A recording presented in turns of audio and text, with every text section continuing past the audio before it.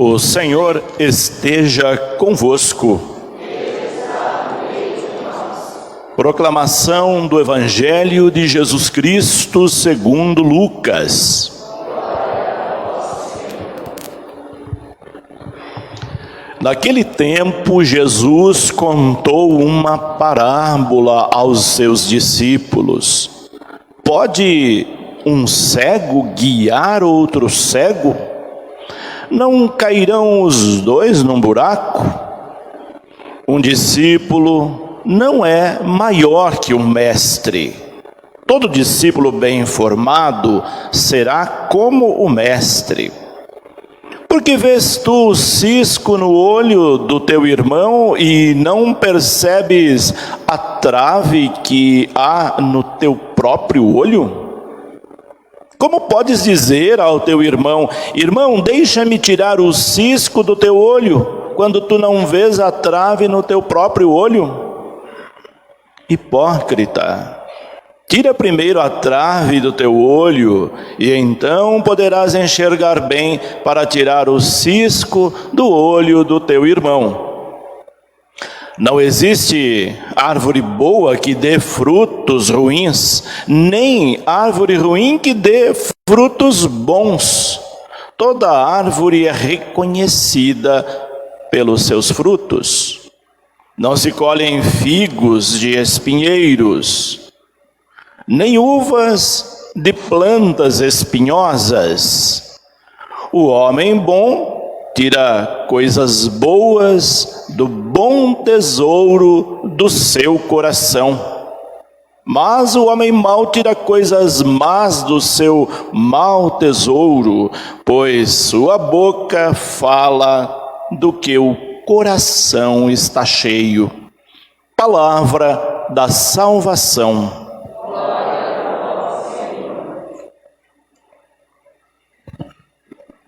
Nós celebramos hoje o nosso 8º domingo do tempo comum.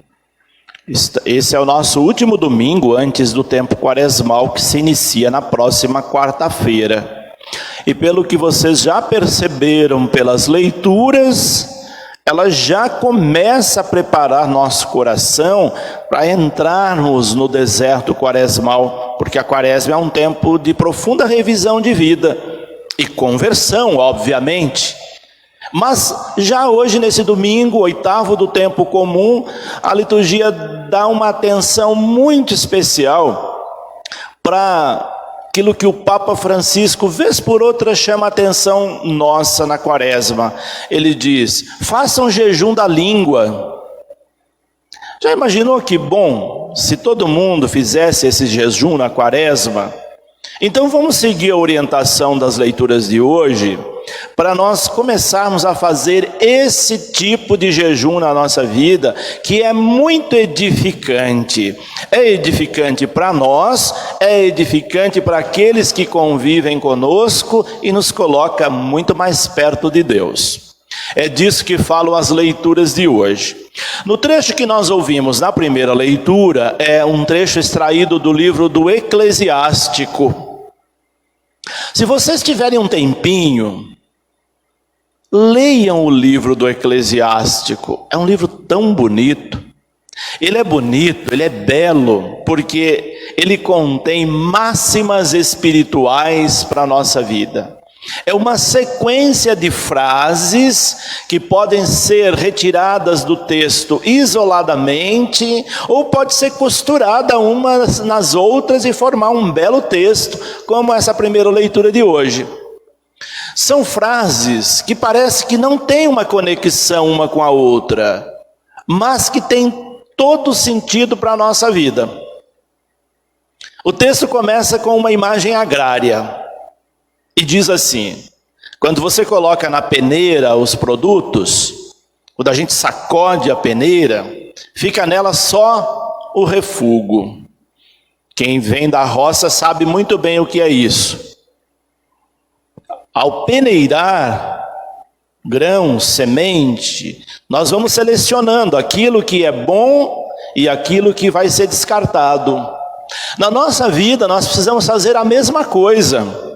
Ir peneirando aquilo que é bom, reservando, separando para a nossa prática diária e descartando aquilo que não presta. Você já experimentou passar pela peneira da sua vida para ver o que são refugos e o que de fato é aproveitado?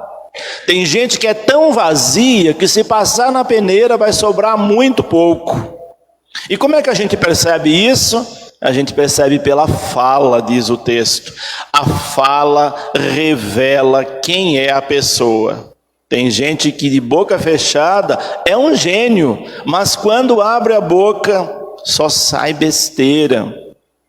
Então o texto vai dizer, nós conhecemos uma pessoa por aquilo que ela fala também. Isso é muito importante. Aí nós vamos conhecendo quem elas são. A nossa língua revela quem somos. Se você é uma pessoa que só gosta de falar da vida alheia, se você é uma pessoa que só gosta de ver o defeito dos outros, mas não vê os seus próprios defeitos, tome cuidado. O Evangelho chama essas pessoas de hipócritas. Ele diz, olha, tire a trave do seu olho e depois você vai conseguir ver o cisco do olho do seu irmão e ajudá-lo. Só que às vezes a gente tem uma trave enorme no olho, não a vê, mas tem uma facilidade enorme para enxergar defeitos ínfimos, pequenos nos outros. Até parece que somos perfeitos. Quando a gente aponta o dedo para os outros, nós estamos nos isentando de nos avaliarmos. Só que isso não agrada a Deus. Ele pede, olhe primeiro para dentro de você, veja suas falhas, faça uma varredura, porque às vezes o defeito que nós temos é muito maior do que aquele que a gente está enxergando no irmão. É essa a máxima do Evangelho de hoje. Para nós nos tornarmos essa pessoa incorruptível, que fala Paulo na segunda leitura, revestida de imortalidade, ou seja, da presença do eterno, do divino, de Deus mesmo, nós precisamos começar aqui nesse mundo a fazer essa revisão de vida, e começar revisando aquele órgão que é o mais nocivo, que pode ser o mais nocivo na nossa vida, que é a nossa língua. Com a nossa língua nós podemos edificar vidas e podemos destruir vidas. As falsas notícias que espalhamos, hoje a língua também ela age em termos virtuais e com uma rapidez enorme. Por isso o Evangelho nos alerta, nós falamos aquilo de que o nosso coração está cheio. Tudo que nós soltamos pela boca vem da onde? Daqui de dentro. E daqui de dentro da nossa cabeça. Então quando você é uma pessoa boa, que fala coisas boas, que ajuda a edificar a vida das pessoas, você está mostrando que o seu coração está repleto de coisas boas, que vem do nosso interior. Por isso que numa outra passagem bíblica, Jesus vai dizer, não é aquilo que entra na pessoa pela boca que vai lhe fazer mal, mas aquilo que sai de dentro dela, porque é de dentro dela que sai todo tipo de maldade. E essas maldades são gestadas aqui dentro de nós, porque nós fomentamos isso, nós alimentamos isso, nós nos alimentamos dessas coisas. Tem gente que gosta tanto de fofoca. Não é por acaso que os meios de comunicação dão ênfase à fofoca, à notícia ruim, porque parece que sabe que lá no nosso íntimo a gente gosta de ouvir fofoca, gosta de ouvir coisa ruim, vai enchendo o coração desse lixo e depois pela boca nós vamos soltando esse lixo e espalhando pelo mundo, pela vida das pessoas. Perceberam o tamanho do estrago que faz quando nós não cuidamos da nossa língua?